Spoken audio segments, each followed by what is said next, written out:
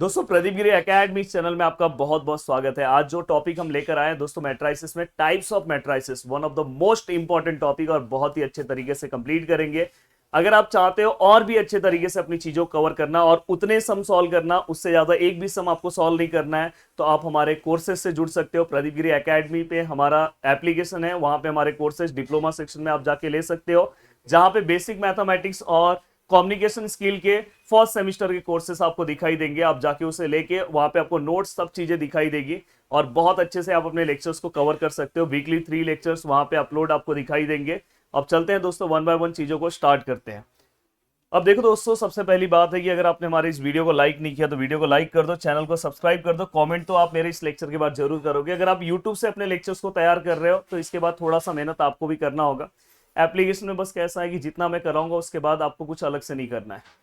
अब देखो दोस्तों, यहाँ पे ये मैट्रिक्स है। मैंने ऑलरेडी आपको पहले बताया था कि इसको हम रो बोलते हैं। नंबर ऑफ रो कितने हैं दोस्तों? 2 है। नंबर ऑफ कॉलम कितने हैं दोस्तों? 2 है। मतलब यहाँ ऑर्डर ऑफ मैट्रिक्स क्या है दोस्तों? 2 इंटू 2। 2 रो 2 कॉलम आपको दिखाई दे रहा है। अगर मैं यहाँ पे देखूंगा तो यहाँ पे नंबर ऑफ रो कितने हैं दोस्तों? 2 है। नंबर ऑफ कॉलम कितने हैं? 1 2 3। तो यहाँ पे ऑर्डर ऑफ मैट्रिक्स क्या दिखाई दे रहा है दोस्तों? 2 इंटू 3 दिखाई दे रहा है। तो यहाँ पे इससे ये पता चला कि 2/3, यहाँ पे अगर आप देखोगे 2 रो है 3 कॉलम है। तो ये आपको एक प्रॉपर आइडिया दे दिया। अब दोस्तों यहाँ पे टाइप्स ऑफ मैट्राइसेस, जिसके अंदर से रो मैट्रिक्स अगर आप देखोगे तो रो मैट्रिक्स जनरली हम दोस्तों जिसके अंदर बस रो दिखाई देंगे, जैसे यहाँ पे देखो मैं लिख रहा हूँ 1 2 3, एक ही रो दिखाई दे रहा है, तो इसको हम क्या बोलेंगे दोस्तों? Row matrix. कॉलम मैट्रिक्स मतलब दोस्तों जब आपको बस एक कॉलम दिखाई देगा, जैसे 1 है 2 है 3 है, बस एक ही कॉलम दिखाई दे रहा है, तो इसे हम कॉलम मैट्रिक्स बोलते हैं। जनरली ये मैट्रिक्स ज्यादा इंपॉर्टेंट नहीं, इंपॉर्टेंट क्या है मैं बता रहा हूं। One of the most important matrix दोस्तों ये है। इस मैट्रिक्स पे आपको क्या समझना है, जब दोस्तों नंबर ऑफ रो और नंबर ऑफ कॉलम अगर दोस्तों सेम हो जाए तो उसको हम स्क्वायर मैट्रिक्स बोलते हैं। जैसे अगर मैं यहाँ पे बोलूं 2/2 का, अगर देखो यहाँ पे, ये देखो दोस्तों, अगर यहाँ पे देखो मैं 1 लिख रहा हूँ, यहाँ पे 0 लिख रहा हूँ, 5 लिख रहा हूँ, 9 लिख रहा हूँ, तो यहाँ पे नंबर ऑफ रो कितने हैं दोस्तों? 2 है। नंबर ऑफ कॉलम देखो, नंबर ऑफ रो कितने हैं दोस्तों? 2 है। नंबर ऑफ कॉलम कितने हैं दोस्तों? 2 है। तो यहाँ पे नंबर ऑफ रो और नंबर ऑफ कॉलम क्या है दोस्तों? सेम है। अगर आप देखोगे इसी मैट्रिक्स को अगर मैं 3/3 में लिखूं, देखो 1 लिख रहा हूँ, 3 लिख रहा हूँ, 9 लिख रहा हूँ, 4 लिख रहा हूँ, 6 लिख रहा हूँ, 2 लिख रहा हूँ, 0 लिख रहा हूँ, 5 लिख रहा हूँ, 8 लिख रहा हूँ। नंबर ऑफ रो देखो कितने हैं दोस्तों? 1 2 3। नंबर ऑफ कॉलम कितने हैं दोस्तों? 1 2 3। तो मतलब यहाँ पे नंबर ऑफ रो और नंबर ऑफ कॉलम क्या है दोस्तों? सेम है। जब भी अगर नंबर ऑफ रो और नंबर ऑफ कॉलम अगर सेम हो जाता है तो उसको हम क्या बोलते हैं दोस्तों? Square matrix. यस। अब देखो दोस्तों, स्क्वायर मैट्रिक्स में ही अलग अलग टाइप्स आता है। डायगोनल मैट्रिक्स एक तरह का स्क्वायर मैट्रिक्स ही है। अगर आप यहाँ पे ध्यान से अच्छे से देखोगे, जैसे मैं अगर डायगोनल मैट्रिक्स का एग्जांपल लूं, अगर मैं 2/2 का डायगोनल मैट्रिक्स लिखूं तो देखो ये डायगोनल्स होते हैं। जैसे अगर आप देखोगे रेक्टेंगल्स, तो इसे हम डायगोनल्स बोलेंगे। तो वैसे आपके मैट्रिक्स में ये जो पार्ट है दोस्तों, इसको हम क्या लेंगे? डायगोनल्स। अब यहाँ पे जो नॉन डायगोनल्स एलिमेंट्स है दोस्तों, वो हमेशा 0 आते हैं। अगर समझो ये नॉन डायगोनल एलिमेंट 0 है और बस डायगोनल एलिमेंट्स आपको दिखाई दे रहे हैं, तो इसे आप डायगोनल मैट्रिक्स बोल सकते हो। फॉर एग्जाम्पल अगर मैं 3/3 का अगर लूं, अगर मैं ये लूं, तो यहाँ पे अगर आप ध्यान से देखोगे तो यहाँ पे क्या है? 5 है, यहाँ क्या है? -2 है, और यहाँ पे क्या है? 4 है। अगर आप नॉन डायगोनल एलिमेंट देखोगे तो दोस्तों देखो 0 0 0। तो फाइनली दोस्तों देखो डायगोनल्स अगर आप ध्यान से अच्छे से अगर आप देखने की कोशिश करोगे तो यहाँ पे देखो जो डायगोनल्स आपको दिखाई दे रहा है दोस्तों, ये देखो ये डायगोनल एलिमेंट्स दिखाई दे रहा है और नॉन डायगोनल एलिमेंट्स 0 है, तो इसको हम क्या बोलेंगे दोस्तों? Diagonal matrix. तो आप यहाँ पे बहुत ही अच्छे तरीके से आप चीजों को क्या कर पा रहे हो दोस्तों? आइडेंटिफाई। अब नेक्स्ट स्केलर मैट्रिक्स है। स्केलर मैट्रिक्स का मतलब क्या होगा दोस्तों? देखो यहाँ पे जैसे अगर समझो मैंने ये देखो, एक तरह से स्केलर मैट्रिक्स डायगोनल मैट्रिक्स ही रहेगा, बट यहाँ पे जो डायगोनल एलिमेंट्स है दोस्तों वो क्या रहेंगे दोस्तों? पता है, सेम होंगे। तो ये देखो ये स्केलर मैट्रिक्स एक तरह से डायगोनल मैट्रिक्स ही है, बट डायगोनल एलिमेंट्स क्या है दोस्तों? सेम है। जैसे अगर मैं यहाँ पे बात करूं, यहाँ पे अगर समझो मैं ऐसे लिख रहा हूँ -3 0 0 0 -3 0 0 0 -3, तो दोस्तों ये कौन सा मैट्रिक्स हो गया? Scalar matrix. अब देखो दोस्तों, नेक्स्ट है identity matrix. Very very very important भाई, बहुत ही ज्यादा इंपॉर्टेंट है और बहुत जगह यूज होने वाला है, तो ये भी आपको पता होना चाहिए। अगर आप आइडेंटिटी मैट्रिक्स के बारे में अगर आप समझने की कोशिश करोगे, तो अगर मैं यहाँ पे देखूं,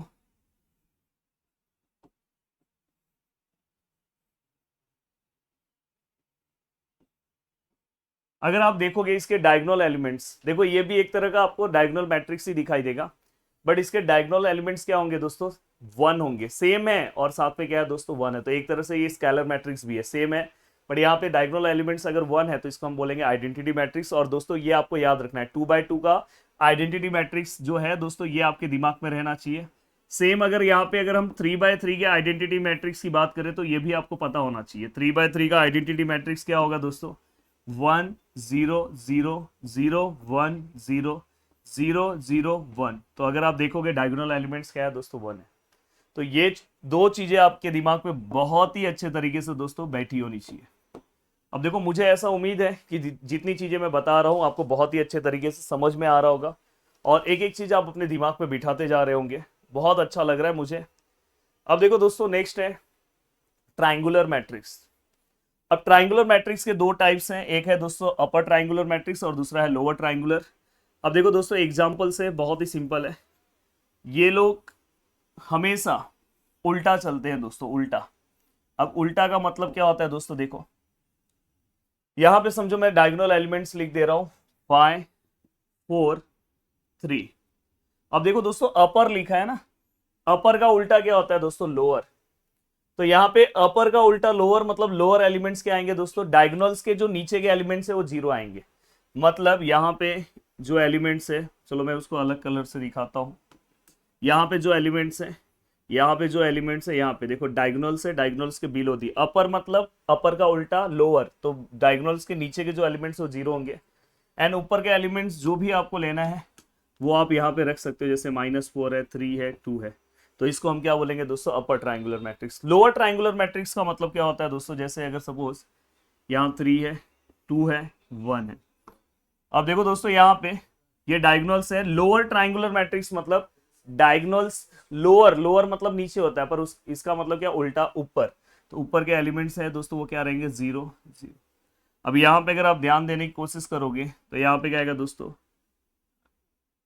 1 3 -1, कुछ भी लो। तो देखो दोस्तों, अगर आप ध्यान से देखोगे तो जो अपने डायगोनल्स हैं, यहाँ पे देखो ये अपना डायगोनल्स है, डायगोनल्स के लोअर है ना, लोअर का उल्टा क्या होता है, ऊपर।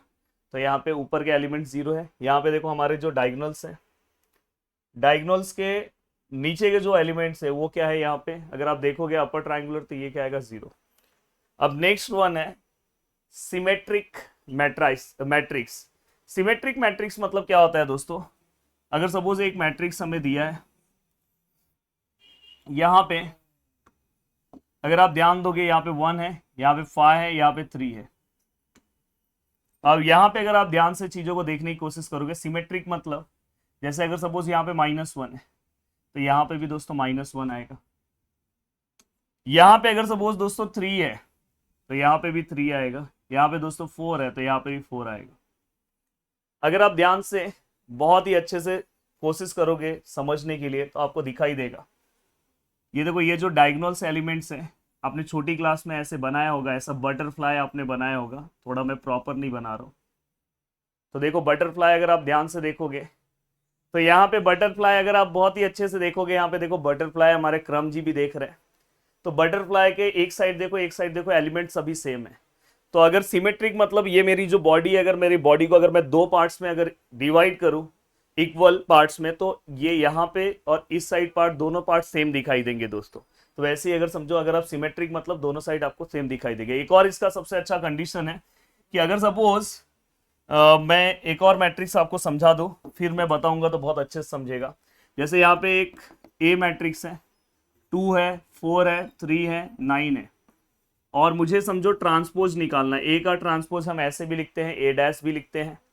तो फाइनली दोस्तों हम कैसे लिखेंगे, यहाँ पे देखो ये जो रो है उसको कॉलम फॉर्म में लिख दो। फर्स्ट रो को हमने फर्स्ट कॉलम बना दिया, सेकेंड रो को हमने सेकेंड कॉलम, तो ये ट्रांसपोज है।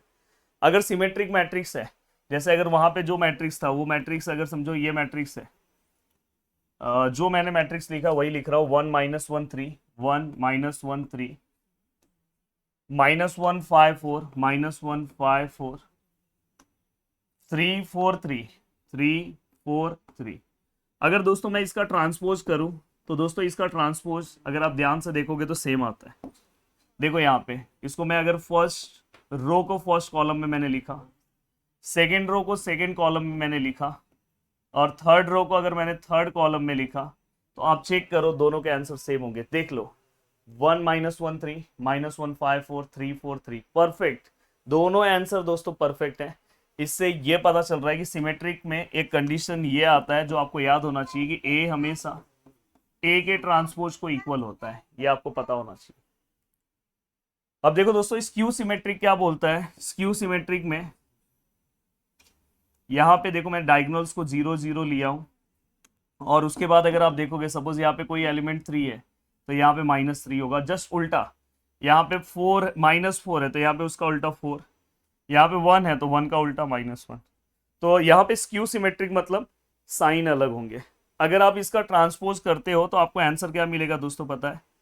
ए का ट्रांसपोज का आंसर क्या मिलेगा दोस्तों, -a, या तो a equal to -a of transpose. ऐसा अगर आपको लिखना है तो आप ऐसे लिख सकते हो, a इक्वल टू a⁻t नहीं मिलेगा, -t।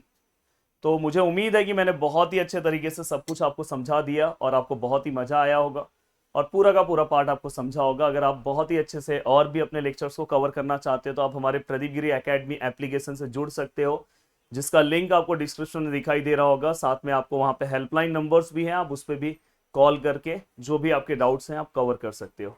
जय हिंद दोस्तों।